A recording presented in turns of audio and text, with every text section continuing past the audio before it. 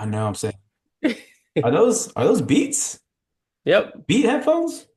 Yeah. Upgrading for the show. I We're get doing you. I'm good. still on Massive this profits rolling in. I'm still on this mic I got from like Amazon seven Check, years check. ago. It's doing its job. Oh, Yeah, thanks for the you're referral. using the This headphones is to listen, but not for the voice, huh? this is a Do pro you not setup. use this? Did yours come with this like No, it came with delicious the goofball? what's it like a Oh, you got silencer? like the Little you're on some hustle and flow shit, bro. Like, okay, I Hey, like it. I hey. like it. Yeah, Yeah. yeah, yeah. Next step is I'm just gonna like start duct taping fucking milk or egg crates to the wall. You know it's serious when we have this set up, when we Yeah, have when you got the like upside down mic. you just get like a string and tape it somewhere, just There you like go. hang down in your face. No, I It's like coming it, up. man. It's The about way being we're improving scrappy. these shows, episode 5 is probably upside down mic.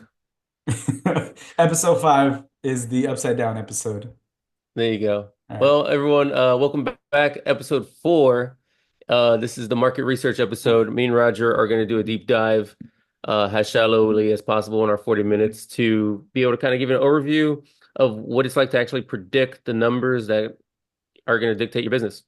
So just for everyone that's new, or maybe it's been a while since you heard us, me and Roger are two ex-MBA graduates who are, or I guess MBA graduates who are trying to do their own startup and then take you along for the ride, giving you all the behind the scenes and teaching along the way so that you can pick up with your journey or just watch for fun. And hopefully we blow up and you were there from day one. So with that being said, Roger, thanks again for hosting and let's talk a little bit about market research. Yeah, man. I think market research is actually like one of my favorite parts of looking into like starting businesses. And the reason I like it is because it's still kind of like you can look at it like different ways, but the way I look at it is like this is like the start or end of the hard work, you know? Because a lot of times what I found is that like when I'm doing market research, I realize that like, oh man, like I thought this is a great idea, but like there's like no one who even cares about this, or like the size is super small, or it's too big in a way, you know? So I love this step because it's almost like the last step before I really start investing those calories to start figuring out, okay, there's something there or there's not something there. What are like the operations on the back end that have to be done to make something, right? So I find that like this is like that final step for me before I like now I'm out, you know, kind of bow out or like or get really excited, you know. And I think that that's part of it too, is like this is the part that can get you really, really excited. But also like I know so any entrepreneur, small business owner will attest to it. Like a lot of the hard work goes for nothing. So like what I mean by that is like when I'm doing market research or I'm looking at new investments, and I'll kind of look at that and like those two kind of different things, the same methodology is like you want to do your due diligence here, right? The more time you put in the gym, the better you're going to look, right? And I think that this is kind of like in that vein, but also like a lot of the work you're going to put in, or a lot of the work, let me just say that I put in here goes to nothing, meaning like I'll do like an hour's worth of work or something like that, and it's to nothing. And you have to love this process, you know? You have to love the process of going to the gym, doing your curls, you know, doing all like the accessory work and it might not work out, you know, but so I think that's the thing. You have to love the process, not just the destination that you're going, right? And this is the part that I really love is like diving in, getting like a good wine or getting some good coffee and just looking at some data, man, just going in there and like figuring out all the pieces that are out there to pull together that story. Because that's kind of what you're doing at this point is you're trying to put together a story of the market, you know, whether you know it or you don't, like that's kind of what you're doing is like trying to figure out what the story is for the market, right? Letting it tell you versus you telling it, you know what I'm saying? Yeah, that's a great way of putting it because you really have to dig into the data because this is not in the business world, in the where there's money on the line world, it's not necessarily build it and they will come. No, You might build it and then you just spend a lot of money on building something nobody wants. nobody. Yeah. So this is a safe way to, like you said, kind of just grind it out, spend a few hours in the gym, get some numbers and see whether it's worth it or not. But that's not to discourage you. If you see some No, discouraging numbers or there's not a market for it, or you just think, like, hey, no one wants this, sure. think about every big innovation. Facebook. Who wanted Facebook when Facebook, existed when it first came about? We didn't even have a industry of that sort. So, you could have something like that on your hands, but then that's where you got to test your passion. Your brain's telling you one thing, the numbers are telling you one thing. Is this a fun hobby kind of project, or is this a business that you can see being successful because you're innovating in a way that you know a lot of people are going to flock to? You're not going to know that looking up numbers and comparables of things that already exist that might not even resonate with what you're doing, but it's going to put you somewhere where at the end of the day, you're going to know whether or not this is a feasible idea, and you're going to have a lot of competition, and maybe it's not the right thing for you, or maybe it's just a dream at the moment, and you're going to have to work really hard to make it a reality. Yeah, I think that one thing that you said there that I really enjoyed was kind of like, you know, it's a situation where like maybe there is no market, and that's okay too. And I think that like in a way that's okay because all the due diligence you kind of put into it in this process, um, one, it's going to feed into other things you do, right? You're going to learn, so you're going to iterate, you're going to learn for the next thing, but also you can look at this type of thing and say, oh, cool, like there's not really, I didn't think the market's smaller than I thought, or there's not like a need for my product. But like in my research, I'm seeing that there's gaps still, like I'm seeing that like people are at like version 2.0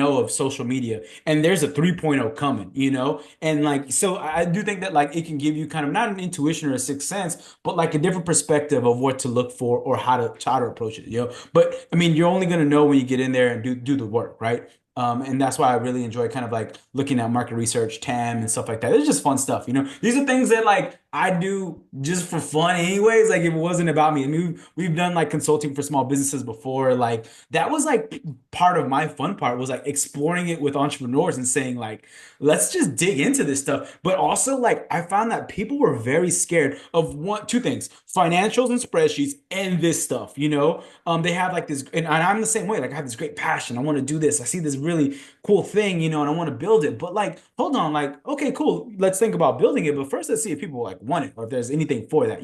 But people were scared with market research and financials. They want to just go build it. They want to make X, Y, and Z. But hey, let's first things first. Let's figure this out. I remember something as simple as tacos. I love tacos, Oh but this family I was working with was like, "Okay, we want to make tacos. Sounds good. Where you want to make them?" Turns out the space that kind of was their most achievable kind of space was across from like five or six different competitors, one of them being Chipotle. I yeah. said, I don't know if that's gonna be the best, start for you going, $40,000 in debt to try to compete with Chipotle across the street. These numbers can be heartbreaking, but then again, like I said, this is something where it's going to test your passion for it and your problem solving skills, and this is something you have to do.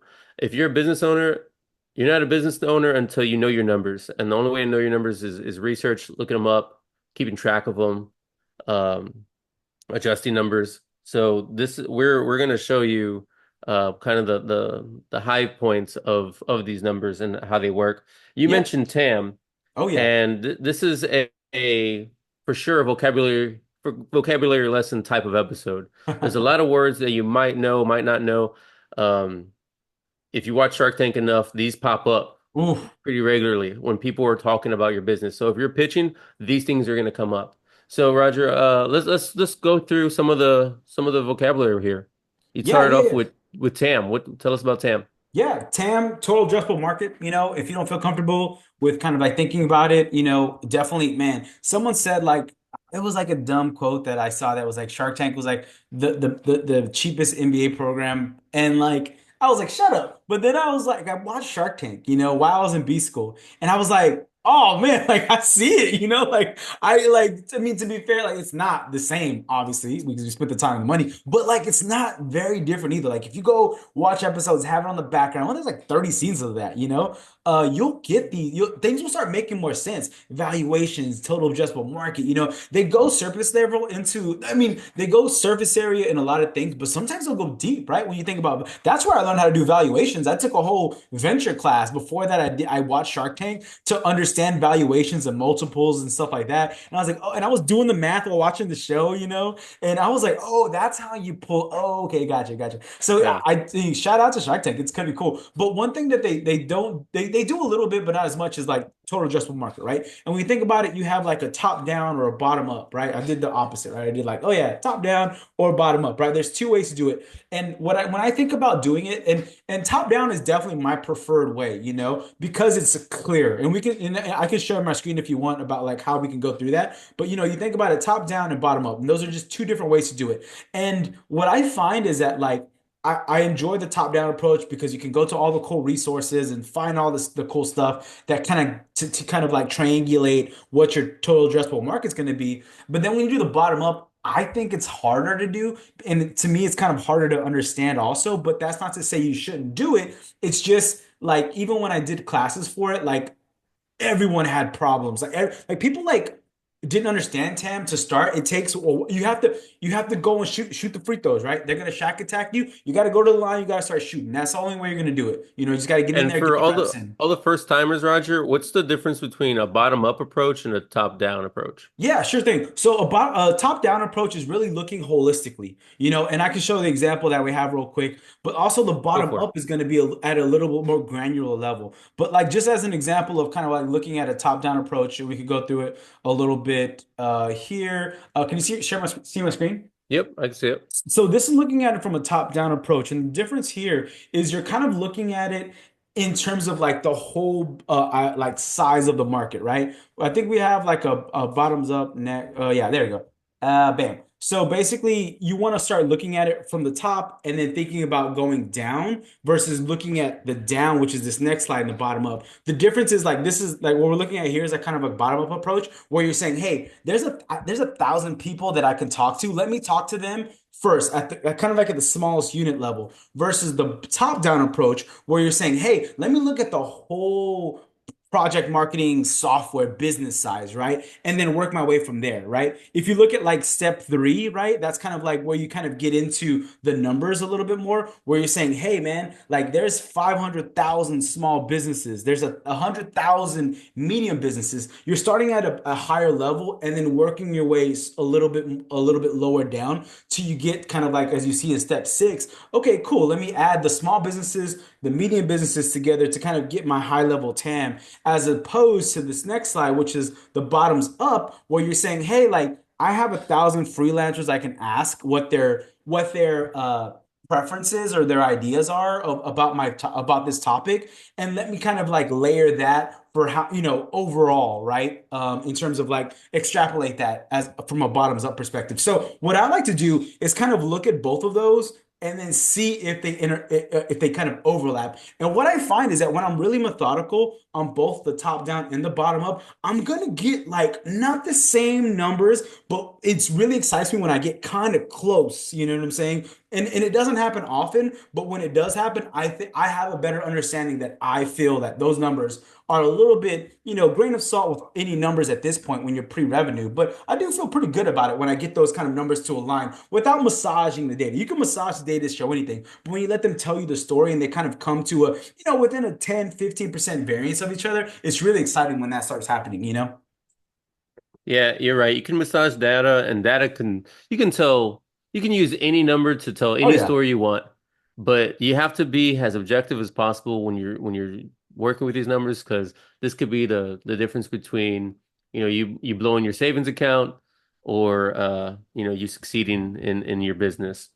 So yeah, whichever TAM method you use, whether it's bottom up or top down, what you're doing is trying to slowly figure out how many customers do you have. Out of all the customers, how many customers are your customers? For example, I'm gonna go with nice round numbers here, but if we have 10 people and I sell men's shirts, if five of my 10 people are men and five are women, then 50% of the market out the gate are the only people I can Yep. access. So it wouldn't make sense for me to be like, well, if I sell, if my numbers only work if I sell to 10 people. So I'm aggressively marketed to 10 people. No, Yep. because at most I can only sell to five. Yep. So again, be honest with your numbers. Don't uh make numbers up.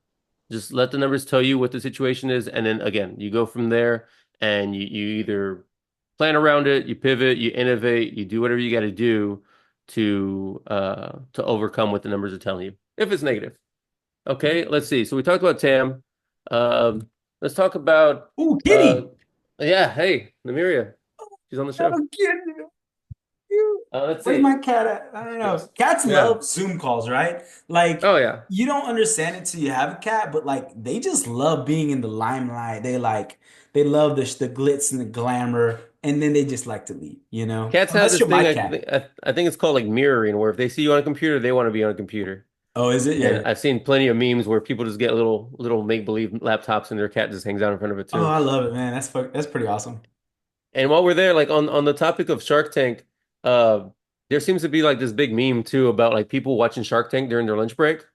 And if you look in there, like the comment section of any like little short Shark Tank clip, you're gonna see a lot of people like, "Hey, so what you having for lunch?" And everyone's just kind of sharing because there's a lot of people who are just in the middle of their 9 to 5, and those 20, 30 minutes at lunch, they're thinking about their business and they're trying to see what other people did. Oh yeah. So Oh Shark yeah. Tank, like you said, cheapest MBA, free MBA, you can learn a lot. It's not bad. And some of the companies that like I follow some of the companies after. One of my favorite ones, Neuro. It's like anyways, like like you find some like interesting companies there. They're like, oh, cool, and it's fun like following their journey. A lot of them. I mean, not a lot of them. Some of them do go on a Shark Tank just to kind of get the glitz. Yep. And but it's pretty interesting that go on there and some of them you'll see and you're like ooh, but some of them you'll see you're like ooh, like so it's kind of Yep. fun for sure. I love it. And and about knowing your business, knowing your numbers, if you watch enough episodes of Shark Tank, you'll see where certain entrepreneurs will get ambushed because they'll be asked for a number and they just cannot provide a number. Oh, dude, And all the investors just lose so much confidence. so And much. these people hear a million pitches, and we only see the pitches that are being televised. But these people have been pitched to their whole life. They probably already know the numbers, but they want to know if you know your numbers. That's the They want to know thing. if you know your industry, if you're worth not just the hopes and dreams part of entrepreneurship, but like the details, the professional side. You need to know your numbers. Know your numbers. We need if we ever get shirts for the pod, definitely that's like one of the top ones. Know your numbers. I Know your saw I numbers. saw that Know shirt, your man. numbers. I had not seen that before. I saw this one that's like free Aziz. So like, I Oh was yeah, like, yeah. I Already. need that one. But I was picturing the Late hit shirt. or I was not? gonna What's your I was gonna what do text you you later about it. Like, where'd you get that shirt, man? Because that's yeah. pretty tough. Apparently, the election went another way, but I was going for Stroud Anderson. I get you. I get you. Okay, what can you tell us about customer acquisition costs? That's another one of these vocabulary words. Definitely a big vocabulary word. And I think that, I'm a marketer. I've worked in marketing for the past, I don't know, 10 years or so.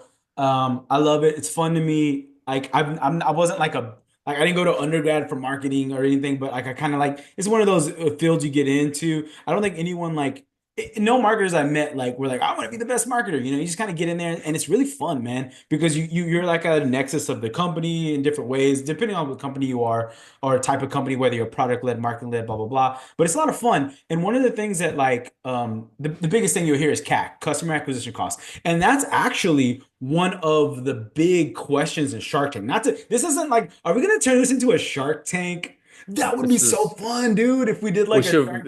we watch along with a Yeah, Shark we Tank and episode. we just drill Get them. ready, get ready.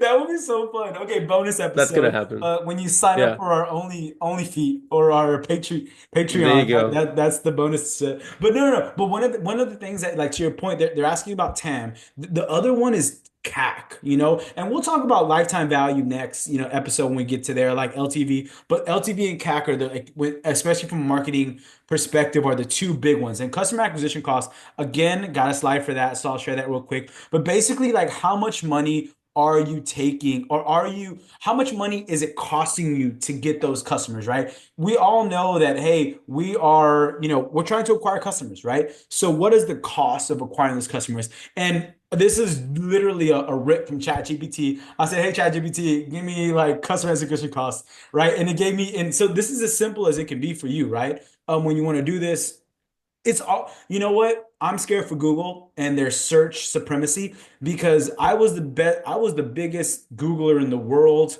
as someone who has there's like a phenomenon where like the when you think you're not good at your job, blah blah blah. Anyways, so Imposter like syndrome. I'm sorry. Imposter syndrome. I had the biggest imposter syndrome in the world because I would just Google everything from SQL queries to code to like HTML, whatever. Like I would just, but now I just use ChatGPT, man. So resources are there. Let's use them. I have the paid version, just saying, but the free version I hear kind of sucks. But anyways, paid version, man, it's like 15 bucks, and it gives me so much more value, which we'll talk about next, maybe next episode, that perceived value versus cost, right? Because I think there's a big difference. You can charge a lot if your value is perceived as high as the cost. But anyways, customer acquisition cost, this is kind of like step one. How much is it costing you to acquire those customers? Really easy formula here. Total cost of your sales and marketing effort. So when you think about sales and marketing, those are split because yeah, you're spending so much to bring them in from your marketing perspective, but you also sometimes have a sales component. So you're paying a commission, right? You're paying someone to close that sale for you. So sometimes they're split apart. Sometimes you just have marketing. If you don't have a sales team, it's really just going to be your cost of marketing probably to get them there, but it's divided by the number of new customers acquired, right? So that's it's really simple there. They give you a really simple definition, 10,000. So it costs you $10,000. And it does here. That's your advertising, that's your sales, your software, whatever rolls into that, right? Divided by, I brought me in 100 customers. I have $100 per customer CAC, customer acquisition cost. So the goal then is to make sure, and you can do it two ways. You can have your lifetime value of those customers be higher than $100 or lower when they're lower than $100 though. So if my lifetime value of a customer is $50, well, I'm losing a lot of money for each customer I'm bringing in. And now we could talk about it later in different episode, but there are times when that makes sense to do, right? When it's like a race to market share. You have this competitor, you're trying to get them in, right? As Uber and Lyft, right? Like Uber and Lyft, when they were like really at their heat, they didn't care how much it cost from a lifetime value. They're trying to get market share, our eyes. They're trying to get us, right? So their lifetime value of a customer, their CAC was so high that for most companies doesn't make sense. And that's okay when you have a lot of money, but when you don't, you have to, and especially for us startups, you have to really consider like, okay, cool. I hope I'm making $120 from a lifetime value perspective for every $100 customer I'm bringing in, because then now your delta is 20, right? I'm making money versus losing it for customers. So the thing is, you want to acquire customers to gain money, not to lose it, right? So that's kind of where CAC kind of comes into play there. And I can talk about it all day. I'm a marketer. I love marketing. So, get me off my spiel, but that's one of my favorite metrics actually. And that's one that they ask all the time in Shark Tank. And people Yep. sometimes do not know it. And I'm just like, whoa, like you don't know your business then? So here's some famous customer acquisition costs. So these are some that we researched. Spotify spends between $20 and $50 per customer. You think about that. Let's go with the high end, just for an example. If they're spending $50 per customer Hmm. and they're charging you $11 a month, $12 a month, 12 times 12, 144 for 1 year, minus 50, they're making about 90 bucks off of each person, even though they're Hmm. spending 50 bucks to get you. Okay, now if that customer acquisition cost, they found a way to get it lower, only $20, now they're making $120 per customer. So just another example, Uber, $30 to $50. So again, if Uber's $30 to $50, after maybe 2 or 3 rides, depending, they've already everything else you do with them is all profit for them. So yeah, like oh, here's one. I just recently stayed in Airbnb. Their marketing is $70 to $80. What's up, Roger? Yeah, and so the other way you could think about that too is so like your lifetime value of the customer can fluctuate based on like different things like cross-selling, right? So like the perfect thing for like Uber, right? They have Uber Eats. Airbnb, I think they're acquiring another competitor recently, but anyways, so they're trying to cross-sell you. They're trying to get you to buy more stuff, right? Because that increases, so your CAC is still the same. I still cost me $100 to get you, but now instead of your lifetime value being $120, if I can cross sell you additional things, upsell you, whatever, I can Uber make Black. yeah, I can make that $140. So now my delta of what I'm getting from you doubled, right? From cross-selling you other things. So, but the first thing is acquiring that customer, right? And it's going to mean different things to different companies. But once you acquire them, now the onus is on you as a company to deliver that value and find other ways to increase that value or perceived value. So now you're deeper in my product. Now you're buying more stuff. Now your lifetime value is higher. Now, like I'm more profitable for every customer I build in. And that's like when you think about, and let's do it, man, we're gonna have to do a marketing episode because I just nerd on that stuff. Yeah, And when you we think got to about put the this on funnel paper. of them, that's the bottom of the funnel, right? And that's where it really gets fun and you can get really creative from a small business owner perspective, like once you have these customers and they trust you and you should earn that trust, now that's a carte blanche to almost go and say, okay, what else can we sell you? What other value? And not just selling is such a negative, has a negative connotation. How much more value can I give you? And I think that's the way to Right. think about it. How much more value can I give you that you'll pay me for, honestly, at the same time, right? So Yep. that's what those are that's the stuff that I love. But anyways, sorry, long tangent there. We'll go with LTV No, you're next. good. LTV gets a little more You brought up complicated. a lot of you brought up a lot of good other vocabulary words. So speaking of cross-selling, the only way they're going to cross-sell you, there's a lot of different ways that businesses try to maintain your business. Oh yeah, Right now, we see a big push. Everyone's trying to do subscriptions. Everyone wants you on that monthly recurring, Disney Plus, I think we do Hulu, too, everything. Yeah. Everything wants you to just return every month and forget that you're being charged man. for as much or as little as you use. And they're willing to put as much content or little content as possible as long as you're willing to stay there for the whole month. And there's some companies, maybe practices aren't as ethical, who make it very hard to cancel and you're stuck. But yeah, the idea of freemium and premium, let's talk about that. That's really important whenever discussing either a tangible good or like a software type good. What can Hmm. you tell us about freemium and premium? Well, yeah, freemium service, and that's probably one of my favorite type of services because it's not charging, right? And so you get a lot of good and the bad working in the freemium perspective because you can get a lot of people that are just kind of kicking the tires and they're not really bought in, right? They have little to no skin in the game, right? They gave you an email address, which is great. You can get an email address, but they're not paying you anything. But the goal of that is to then kind of do a tiered service where you can then kind of like start charging for other paid features. But first they're going to hook you and then they're going to try to get you a little bit, just pay them a little bit over time probably. But once you kind of as a customer see that perceived value, so you have to show them the value of yourself first before they're going to start kind of giving you those kind of like the monetary gains of that. You know what I'm saying? A good example you brought up is you said you have the paid version of Oh ChatGPT. yeah, baby. ChatGPT free version. You Yep. could live your whole life off that. My mom has Yep. it installed on her phone. Every little question she used to, reach out for this to her children for, she has Hmm. ChatGPT now. And so just the free model can go as far as you want it to go. But once you reach a certain limit and you realize that there's more capabilities with this product, you do say, you know what, I don't mind paying a little extra for the premium. One brand that's almost got me, I abused the crap out of YouTube. I watched so many videos on there. But then, every once in a while they almost catch me slipping on some YouTube TV, where now I just watch everything through YouTube.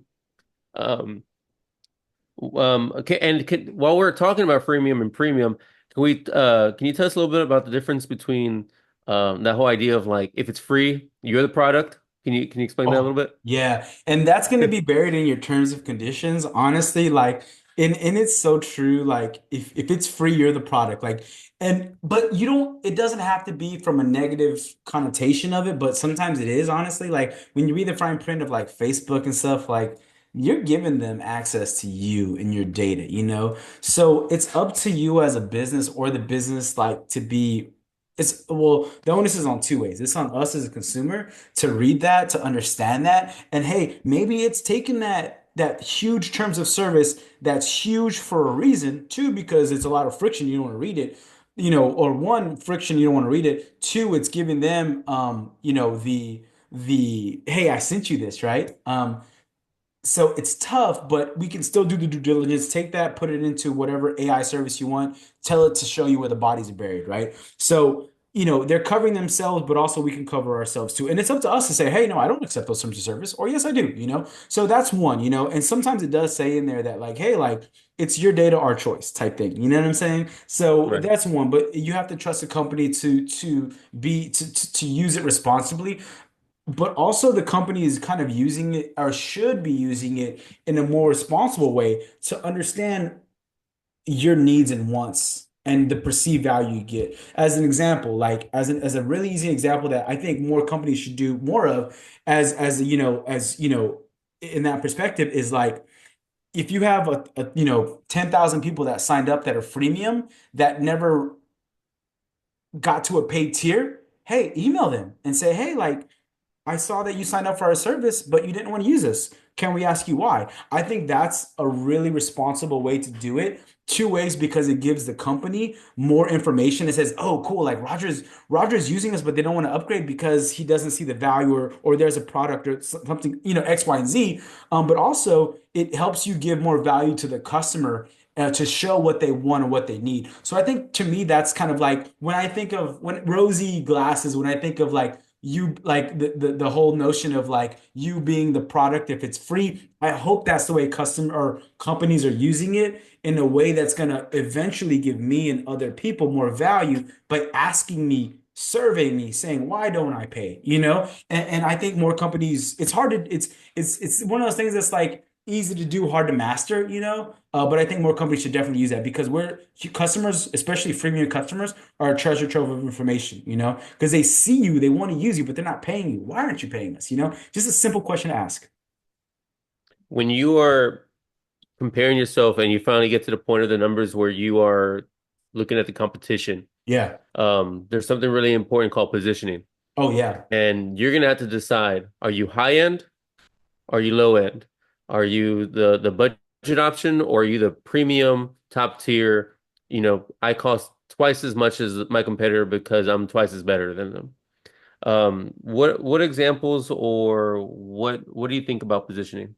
So I think as a marketer, again, like positioning and targeting are like two of the core pillars of marketing to me. Like all your other fancy words of like marketing strategy, branding, all of it sounds great, but it all comes from a position of like where you sit versus your competitors, And the thing is, as long as you're giving perceived value, as long as you can show the value, and it should be based on the customer friction points, like where the customers see that they have problems, attack that thing.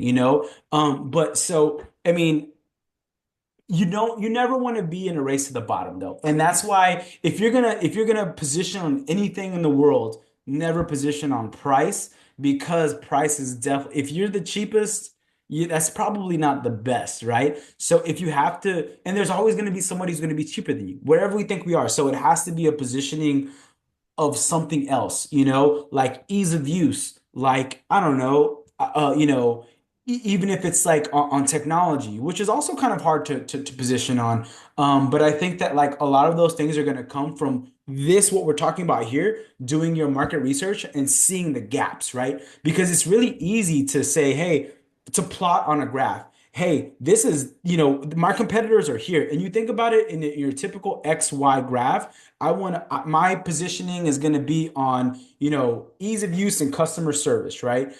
So where are my competitors on a graph? Where am I on a graph? And that's a good way I think to think about it.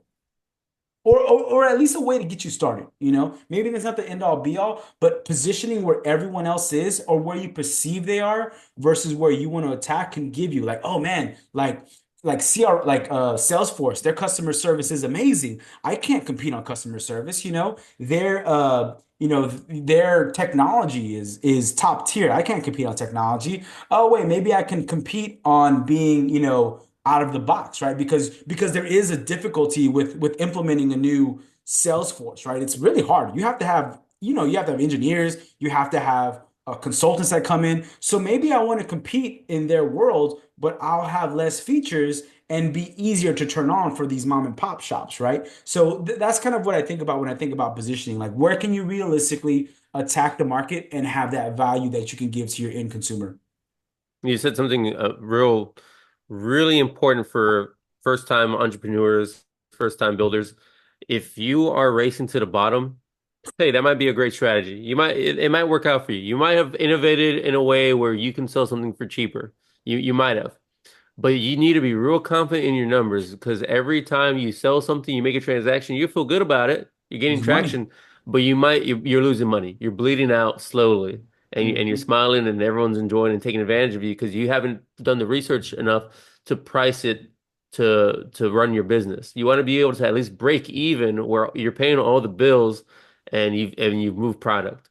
You don't want to be in a position where you're paying your bills and you're not selling enough to continue paying your bills. And that's what we think about when we can do it. We can do a whole episode on like runway and like raising capital and how valuation works. Because I think that like venture capital isn't the only way, like that's the cool thing, that's the hotness, venture capital, taking equity, and but equity is the most important thing is the most expensive thing to give up because you're not getting that back, man. So I think that's why I'm excited about what we're doing here, talking about bootstrapping, because I want to go as long as we can without pulling in equity money because at that point you're giving, or venture money, because at that point you're giving up part of the company you're making for cash that you're just burning, right? And to your point, if you're not burning it in a smart way, if your runway, is 6 months, you know what I'm saying, but you don't have six, but you're gonna burn that up in three or something, you have to always think about that. So I think that like as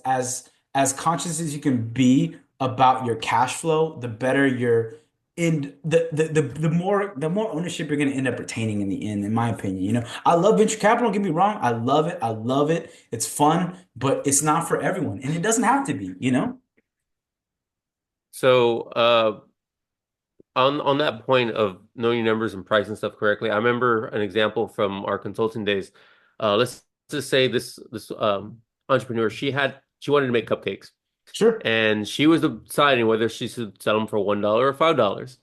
And well, we looked at the math. Well, if you need $1,000 to run your business every month to stay open, what do you want to do? Do you want to sell 1,000 cupcakes every month? Remember, side job, this is her weekends. So Yeah. now we're down to maybe 4 days, 8 days out of the week, 8 Realistically. days out of the Yeah. month.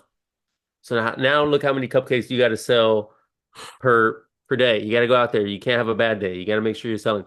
Or would you rather have the task of selling them for $5 and you only have to sell 200? Yeah. Now we're looking at um now we're looking at on those 4 weekends, just 2 days every weekend to sell 200. But then again, your $1 cupcake versus a now $5 cupcake, you're competing against like nothing but cakes. You're competing against other established brands who are selling Yeah. on quality. Are you better than them? Are you can you might be. You might You not might be, be. but You then it might gets to the be. selling, it gets to the marketing, it gets to the position, it gets how you're saying and telling your story. These are if you're a mom and pop selling cupcakes, your quality might be way better because this is a one of one type of cupcake. You're not going to find this one anywhere else.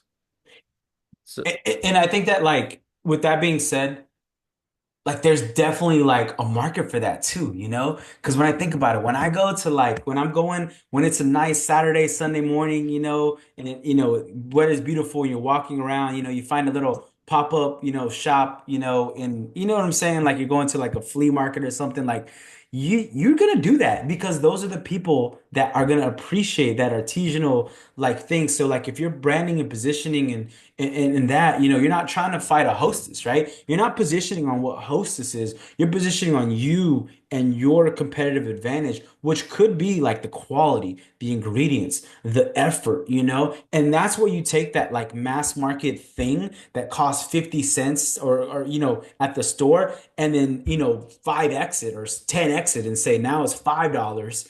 But these are the people that appreciate it, right? So maybe you're not going to sell it at Walmart or, Target or HEB from the jump. Maybe there's a version of that next, but you're starting where you're starting, and you're blooming where you can because the hostess isn't going to be at the flea market, right? So it's going to be around people who care about it. So I think that's when you think about like, your target, right?